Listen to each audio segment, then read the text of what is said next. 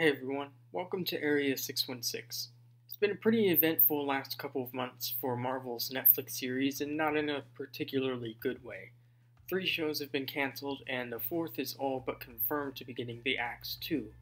The way things are heading, the 3rd season of Jessica Jones will end up being our final visit to the Marvel Netflix world, unless someone, Hulu, saved one of these shows. Daredevil. But even if Hulu decides to hashtag be the hero and hashtag save Daredevil, thanks to some rather inconvenient contracts from Netflix, it's still going to be another 2 years before we get anything anywhere. So it looks like Jessica Jones may very well be the end.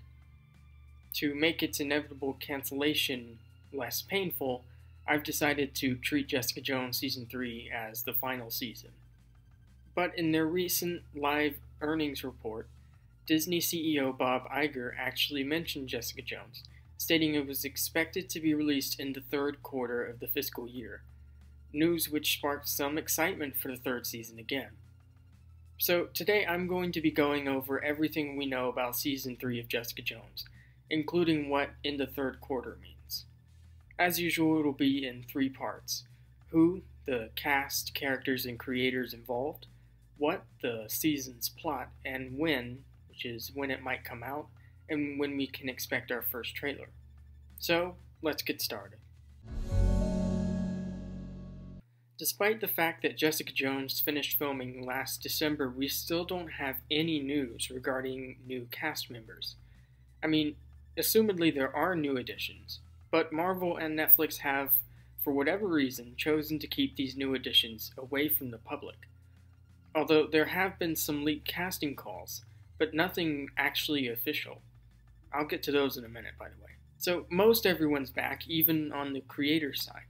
Showrunner Melissa Rosenberg has returned, although she recently signed an exclusive deal with Warner Brothers.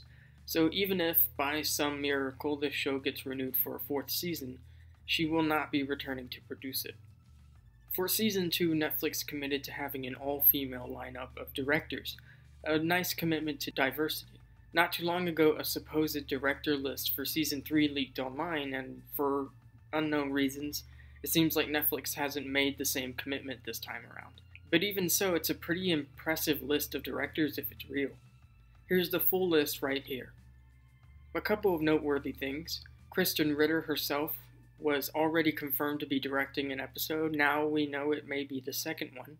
We've got a lot of returning faces from previous Marvel Netflix seasons, including Uta Brieswitz, Steven Surgic, Lucy Liu, Mark Jobst, Sally Richardson Field, Jet Wilkinson, and Alex Garcia Lopez. But very notably, Michelle MacLaren will be apparently directing the final episode of the season, and likely the series as a whole. This is notable because MacLaren is actually a 2-time Emmy Award-winning director who has directed some incredibly well-received episodes of some of the most famous TV series ever made, including Breaking Bad, Game of Thrones, The Walking Dead, and The X-Files. If this leak is true, it's a very impressive hiring on Netflix's part, and hopefully will make for a great finale. As far as the cast goes, everyone is back. Krysten Ritter, Rachel Taylor, Eka Darville, Carrie-Anne Moss, and J.R. Ramirez are all returning. On top of that, we have other characters like Terry Chen's Price Ching, Jessica's PI arch nemesis from Season 2, Trish's mother Dorothy will likely be making a comeback as well, and Oscar's son Vito is more than likely to return too. Beyond that, there are a lot of rumors regarding the season. First of all, the rumor is that Luke Cage himself may be making another appearance following his show's cancellation. I would personally love to see that. It'd be great to see Luke and Jessica interact one more time, and it'd be very interesting to get a peek at how Luke's doing nowadays, after the dark cliffhanger of Luke Cage Season 2. My personal hope, and this is a bit unrealistic in some ways, is that we might see all of the Defenders return for a cameo together. Maybe towards the end of filming, when everyone began realizing this was likely the end, they managed to throw together one last trip to the Royal Dragon or something. I know it's unrealistic, but one can dream. As I mentioned earlier, there are a fair amount of casting leaks. However, they bleed a lot into the rumored story for Season 3. So I'll just move on to Part 2. I think it should be noted, first of all, that we know absolutely nothing about Season 3 for a fact. All of these cast and plot breakdowns are rumors. They come from that hashtag show, who has had a good track record in the past and even correctly leaked some stuff for Jessica Jones Season 2. And we also have a couple of spoilery set photos that we can glean information from. But overall, Netflix and Marvel have been extremely quiet about this season of Jessica Jones. So first of all, what carries over from Season 2? Well, there's the plotline of Malcolm getting a job with Price Ching and Hogarth, as well as Hogarth's disease. Jessica and Oscar have been getting along great, but the most interesting is Trish's psychotic turn. After murdering Jessica's mother, she's shown to have gained Hellcat's abilities like in the comics. In some set videos, she's been seen doing some Hellcat-esque flips, so I think it's very likely she'll suit up in Season 3. What she'll be doing, that's another question. In the comics, she's a long-running hero, but I think we're in for a much darker turn in the series. Okay, I'm going to show you guys a very, very spoilery set photo that leaked online in December. So if you don't want to see this, skip to this time code. Spoiler coming in 3, 2, 1. So yeah, clearly Trish is going to be getting into trouble with the law this season in some way. But the rumored plot of Jessica Jones Season 3 actually sounds really fun. It'll apparently feature Jessica going up against some superpowered wrestlers who have illegally gained these powers from Power Broker Incorporated, a company which sells superpowers to those who can afford it. In the comics, they have a lot of ties to one Carl Malice, a big player in Jessica Jones Season 2. So it looks like this will all tie back to Jessica's origins with IGH. The company was founded by Curtis Jackson, who's currently rumored to be the main villain of Season 3. So here are all of the rumored casting calls. Collins, who's described as physically spry, extremely intelligent, and meticulous. He's driven by a desire for superiority. That hashtag show speculates that he's Power Broker himself, which fits pretty well. Then there's Elliot, a charismatic gambler and alcoholic. He's attractive, quick-witted, and dry, and he has an edgy sense of humor. It's speculated that this is Edward Garner, who, in the comics, is the founder of the UCWF, aka the Unlimited Class Wrestling Federation, which specializes in superpowered wrestlers. After this is Kira, a bohemian cellist and music professor who's intelligent and wry. And then there's Zelda, a rising star in her profession with ambition and talent.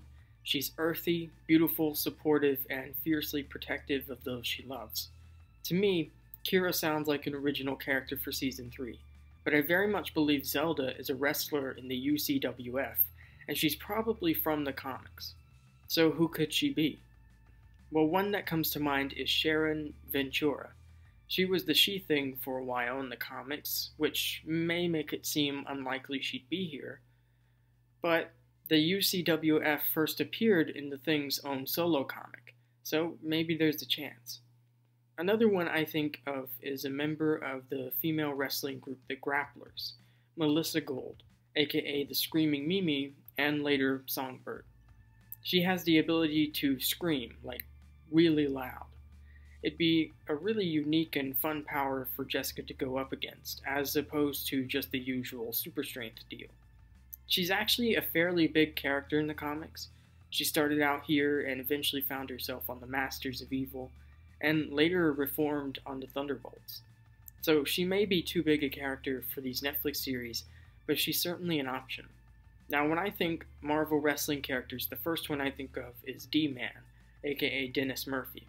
Fittingly, he's a D-list character who was even homeless for a while in the comics, in which time he appeared in an issue of Jessica Jones's first series. Although he recently made a comeback during Sam Wilson's time as Cap. He's been an Avenger and everything, but he's never quite risen to fame. He's not on this breakdown, as far as we know, but I would be very surprised if he isn't in this season, if it really is about wrestlers.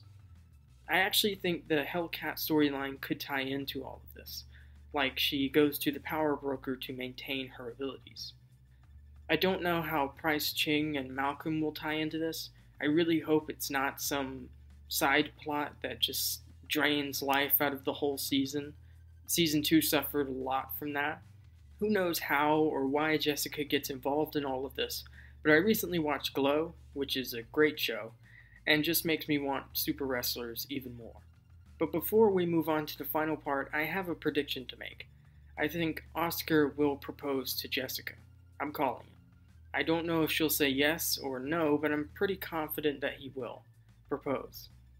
Honestly, it'd be kind of great to end the season and the Marvel Netflix universe with a wedding, and it'd be a great opportunity to bring all of the Defenders back for one final appearance.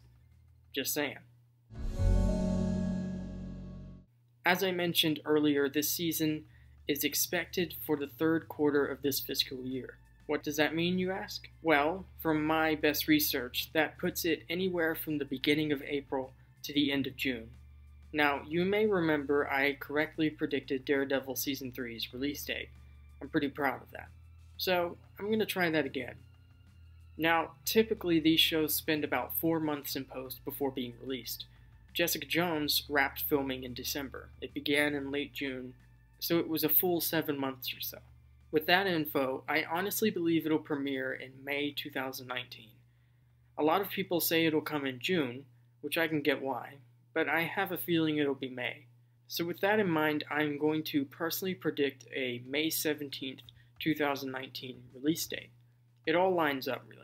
Either way, we should know by the end of April, although by Netflix's recent track record, we probably won't know the actual release date until like the day before it comes out.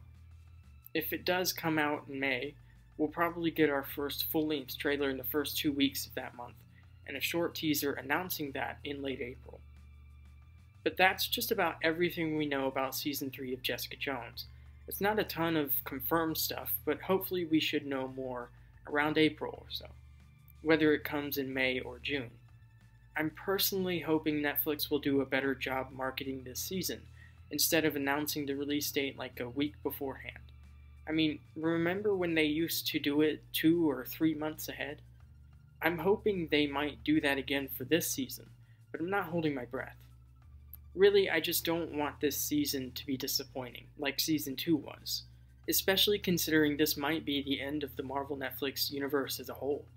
I don't want to go out with a bad taste in my mouth, but I like what I've heard so far. It all sounds really cool. But what do you guys think? Do you think Jessica Jones Season 3 will be great from what you've heard? What are your personal hopes for this season and the character's future? I've mentioned in the past that I like the idea of a Daily Bugle and or the Pulse series on Disney+.